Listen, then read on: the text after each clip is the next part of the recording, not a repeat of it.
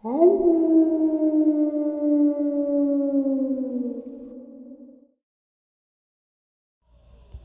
greetings and salutations, everyone, and welcome back to tonight's second half.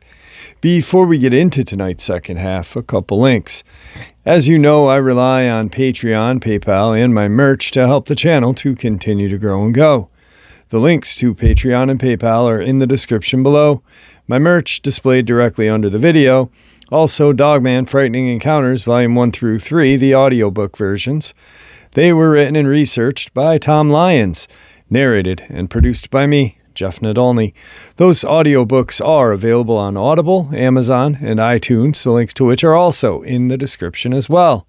And finally, last but definitely not least, if you'd really like to help support this channel to continue to grow and go, simply subscribe, click that like button, and please leave a comment.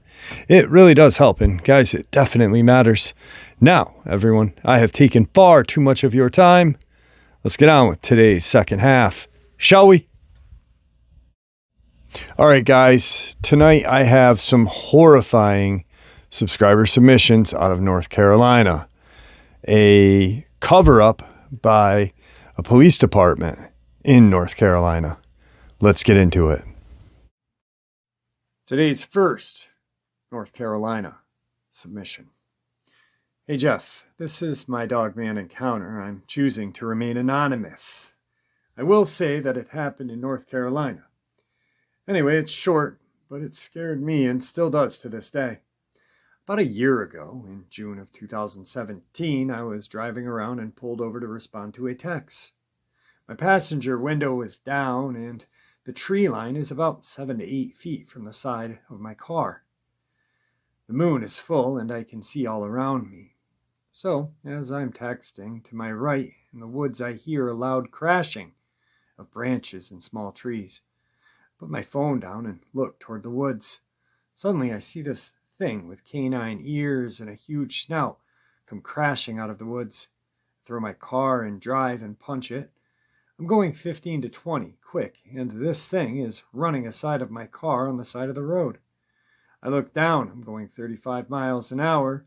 It is still next to me and stays with me till I hit 50. I look back in my rear view mirror and I see this massive creature just stop and walk back into the woods. That was the scariest thing to ever happen to me. Thank you for sharing my encounter, and please be careful in rural North Carolina. Today's second North Carolina subscriber submission. Hey Jeff, I'd like to share this with you. It was ladies' night and I'm driving to go pick up some of my girlfriends because I was the D&D, or designated driver. My bestie lives on a rural road. All of a sudden a deer jumps out about 20 feet in front of me. I brake hard, coming to a screeching stop. Now, because it's a warm summer night, my windows are open to crack. I smell a rotten odor coming from the woods where the deer had just come from. About 10 or 15 seconds later, this huge timber wolf-looking thing comes walking out on 2 legs at least 8.5 feet tall, and probably 400 pounds. It looked like a dog with Dwayne "The Rock" Johnson's body, glowing yellow eyes and hands like a human with 3-inch claws, and it roared at me. And so many white, large, sharp teeth. I threw my car in reverse and backed up about 10 feet. As it starts to walk towards me, I panic and lay on my horn and startle the creature. It drops to all fours and in 2 leaps clears the road and hits the woods. I drive away and start to cry and end up just driving home instead of going out. I've never told anyone or haven't seen it ever again. Thank you, Jeff, and please everyone be careful and stay safe out in the woods. Today's third submission. This encounter was told to me by a subscriber and happened in Richmond County, North Carolina, 2016. My name is Mike, not really. This is my encounter. It was getting to be dusk, midsummer 2016. There was a trail system behind my house and a small lake about a quarter of a mile from my backyard. I was walking with my 4 pit bulls around this small lake and noticed large canine prints in the soft ground, about 5 times the size of my dog's prints. Nerved by this, I bring my dogs home and start to feed and water them. They have their own house and are chained up to them, about 15 feet of chain. I'm relaxing about 15 minutes later, watching TV, and I hear the dogs bark and make a commotion, staring at the tree line, which is 30 to 40 feet from the back of my house. I yelled out to them from my window, and they quieted down, so I went back to watching TV. 5 minutes later or so, it starts up again. This time the dogs are frantic, and I open the window to yell out at them again, but this time I turn the back light on, which are not as bright as my floodlights, but they're bright enough, and I see these red eyes. They're about 5 feet off the ground, and in the light and moon, a silhouette of a huge dog on all fours, just staring at my dogs and the back of my house. I'm freaked out and go to my room and grab my .357 handgun and go back out. As I go out, this creature stands up on its hind legs.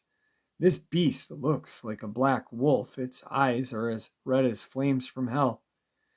It looked like it was on steroids, a black furry bodybuilder with no tail, huge clawed hands with a huge wolf-like head.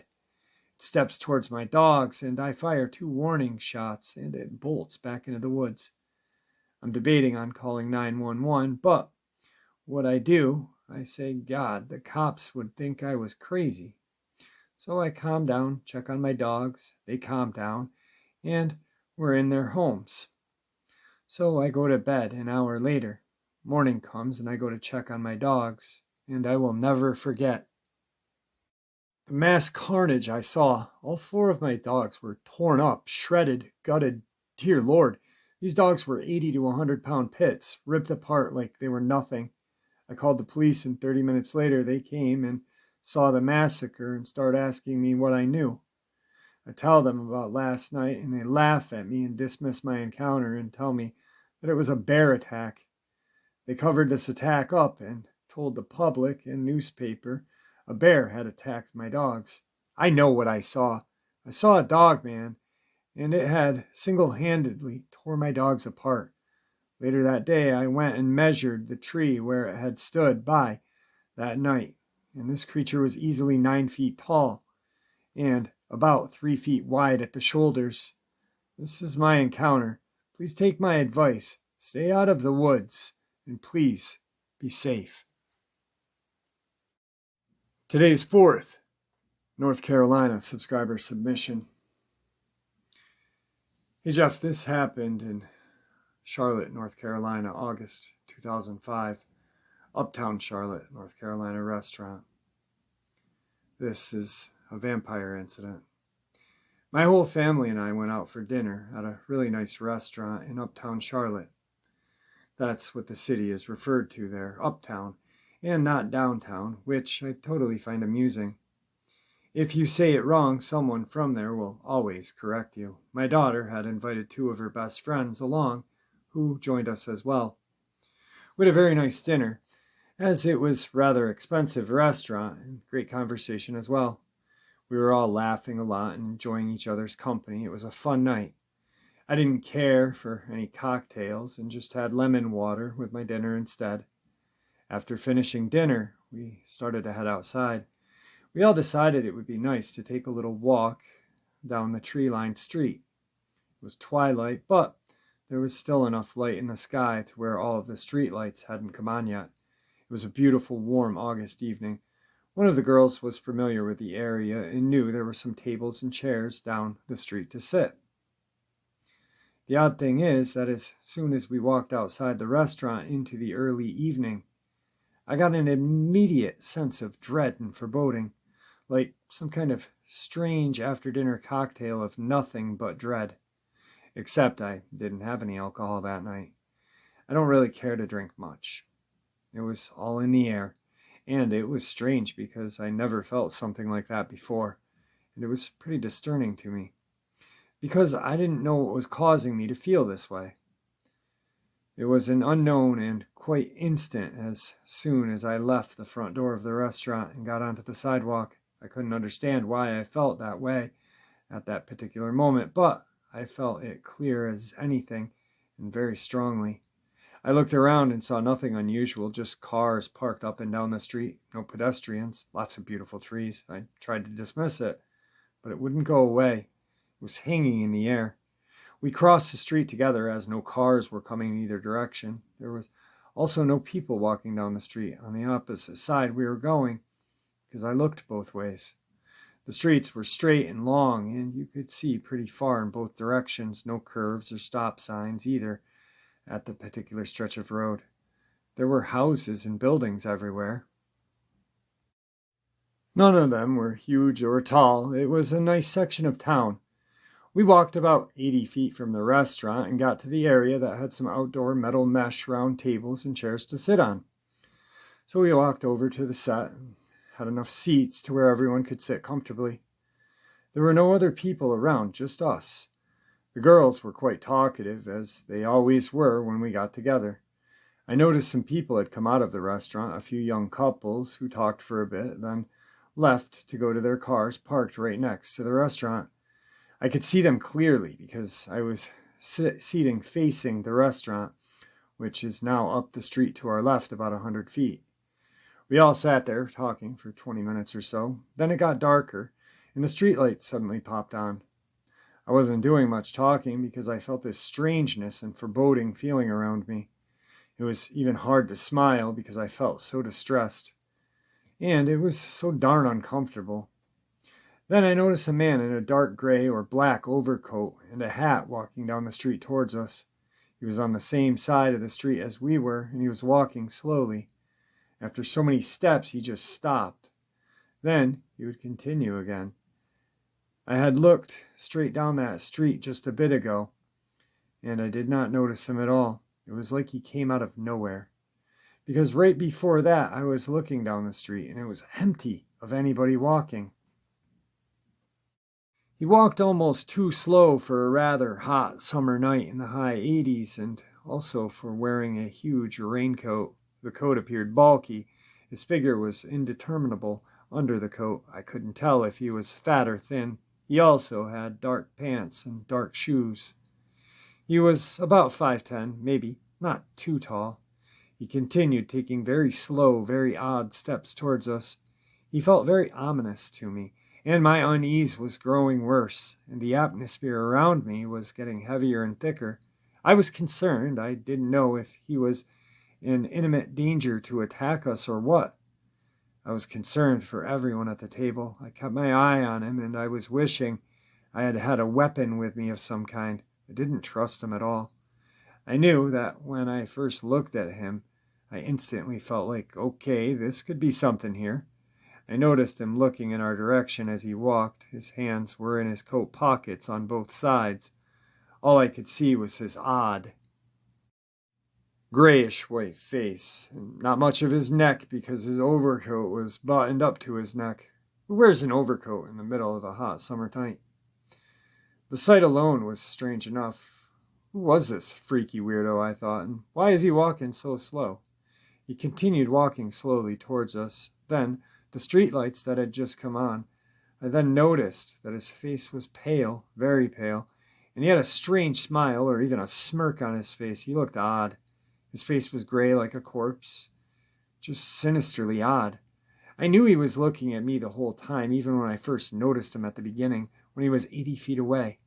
When I first noticed him on the street, I felt targeted. I knew I was. It was horrible. His attention was solely focused on me. No question about it. He didn't look at anyone else at the table. As he got closer, I felt a sense of danger and dread getting even stronger. I felt as if something was twisting my soul inside of my chest very maliciously. As he continued to approach, walking very, very slowly, all of a sudden he came to a complete stop only 25 feet away from us on the sidewalk and just stood there facing us. That's when I absolutely knew that he was looking at me. Yeah, me, directly at me. There was no doubt about it, no one else. He didn't turn his head, he didn't nod his head, nothing but stare at me. I could see his eyes, and I felt it. I felt so strongly, I was so uncomfortable, I felt weak and drained. I wanted to get up and run. I wanted out of there, but my strength was waning very rapidly. I said to everyone, interrupting the conversation at that moment, "Who is that creepy guy over there? Look at that. He just stopped." They all turned and looked at him for only a second, and then just turned to each other and continued talking to each other like nothing was wrong. They couldn't feel or understand what I was feeling or how strong it was. "Who is he?" I asked. They all ignored me and him and continued with their conversation, laughing and talking. They wanted to have a fun night and couldn't be bothered with this guy. I couldn't take my eyes off of him. If I did look away, the feeling of discomfort got even worse, so I looked at him with apprehension. Then he approached even closer, walking slowly. My sense of dread was getting stronger. He stopped only 10 feet from our table, still on the sidewalk facing me. He just kept looking at me without talking or moving or anything. Both of his hands are still in his pocket. I felt like immobile prey. I didn't know what he was doing to me, but my energy was fading more and more. He was pulling my energy out of my body. I felt my central nervous system was decreasing even more. He stood there for a full 2 minutes while they continued to talk, and everyone just ignored him.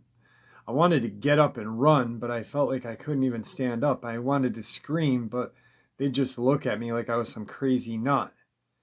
I didn't want to ruin their evening either, so I just stayed still. I had no choice. I was so trapped and knew it. Then he walked a few more steps closer and stopped and stood right next to our table, and still on the sidewalk. He continued staring at me as he did for another 1 to 2 minutes. Now he was only 8 feet away from me. I didn't feel dizzy or lightheaded.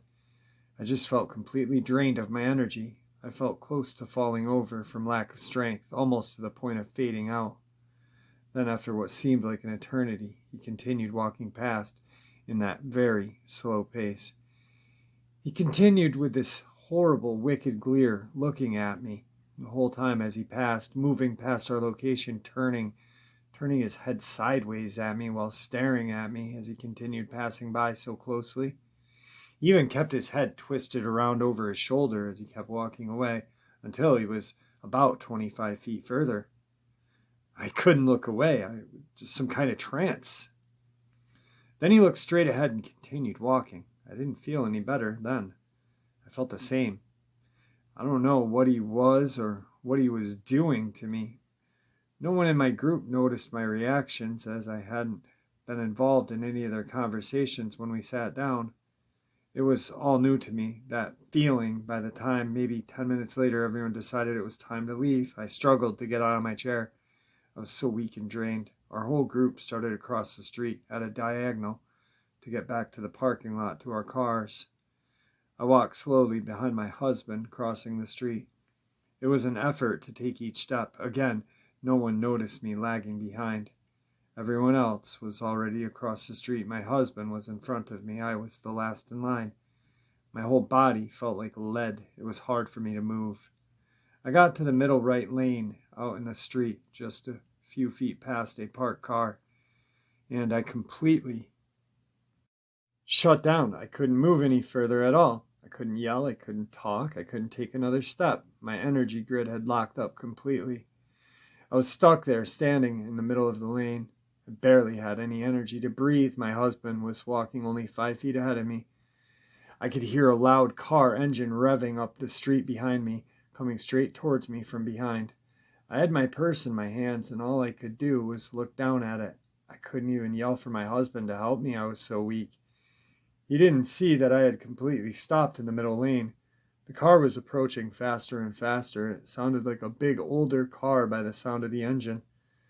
I knew without any doubt whatsoever I was about to be hit by it, and there was nothing I could do to save myself. I was frozen in place, like I was in a different element altogether, an element of different energy. I was about to die, and there was nothing I could do at all. My children would be without their mom. My life would be a short news article and nothing more. All of a sudden, my husband, Jim, suddenly turns around and sees me standing there. He yells, "Come on, what are you doing?" as he walks quickly back to me and grabs me by my upper arm, yanking me out of the lane. I guess he heard the car coming. He had to. I don't know what made him turn around. He usually wasn't that attentive at all. Mere seconds from where I was previously stuck in the road, this huge old car flew by both of us, only 2 feet away, narrowly missing me. It was a big old clunker car, like an old Buick or Chevy or something. The taillights were red and small, narrow, vertically shaped on both sides. The taillights were not lit up as it sped by. It stayed in the right lane, didn't swerve or anything, but roared past me at a high speed. It was a medium beat-up gray color, faded paint all over, dirty windows as well. But the front driver's side window was down all the way. Definitely not a new car by any means. More like a 60s car. If my husband hadn't grabbed me right when he did, I would have been struck down by that car, probably killed. I'm completely certain of it now. I was barely able to turn my head to look at my right side as it passed by us. To my horror, I actually caught a glimpse of the horrid old man, gray-faced thing in the gray overcoat and hat that had menaced me on the sidewalk just before we left the tables. He was the only one inside the car that I could see, and he was driving at the wheel.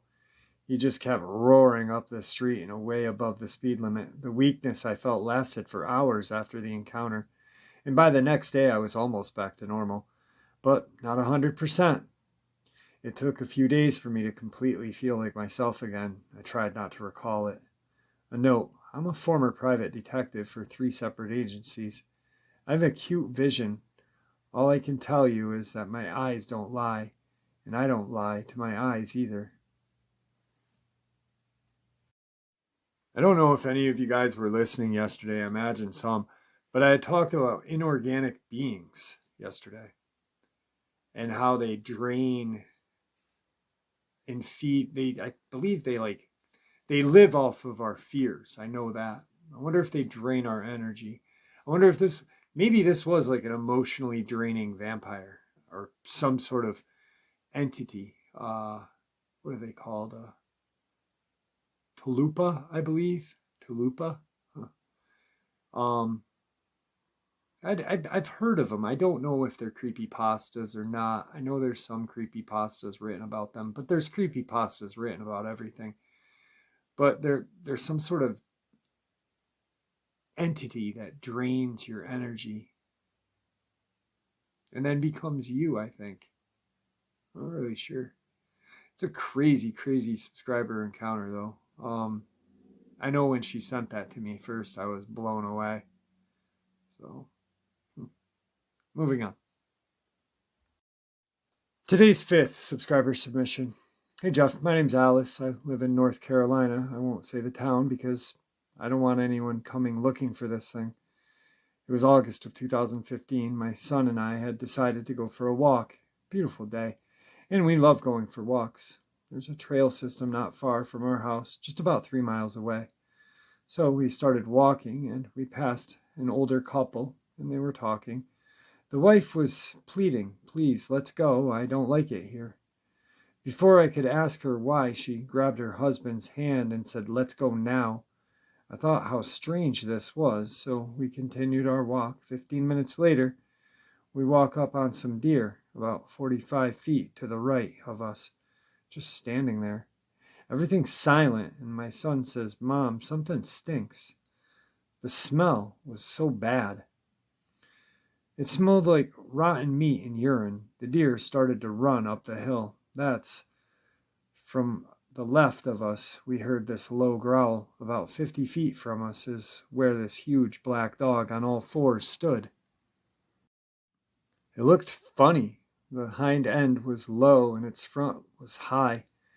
After taking a couple of steps is when we heard a loud popping sound. That's when it stood up on its hind legs and walked to the tree line and started sniffing the air. Its head was a huge black wolf with pointed ears, long arms with clawed hands, and its hind legs were bent like a dog's. It was so tall.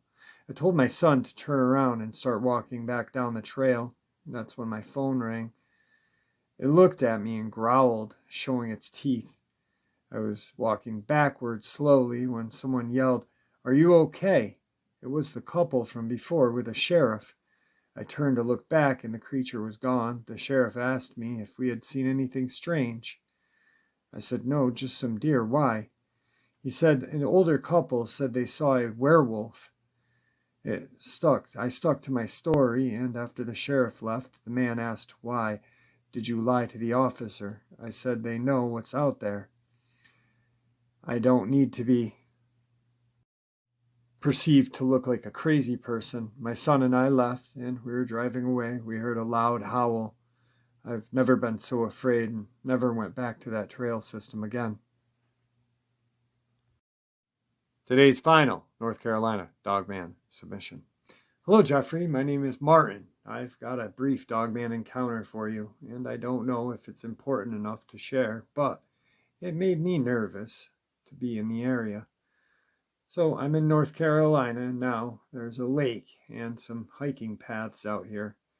I'm hiking and start to notice these tree structures like huge X's and other designs. Now, they weren't cut by a saw, but broke. These are large tree limbs, not small branches, and I'm wondering what in the hell can snap these and shape them with no tools. So I start looking around some more, and I saw some large, scratch that, huge dog prints. Yeah, there's coyotes out here and other wild dogs, but the tracks were a little smaller than my footprint. I get a bad feeling and I leave in a hurry. Jeff, I will go back next time and get some pics for you. Everyone, please stay safe. All right, everyone, I hope you enjoyed tonight's second half. And, I actually told them, please don't go back out. Don't get any evidence. Stay safe, just like I want you guys to do. Stay safe, stay healthy, and may the Great Spirit watch out for us all and guide us down that path that we call life.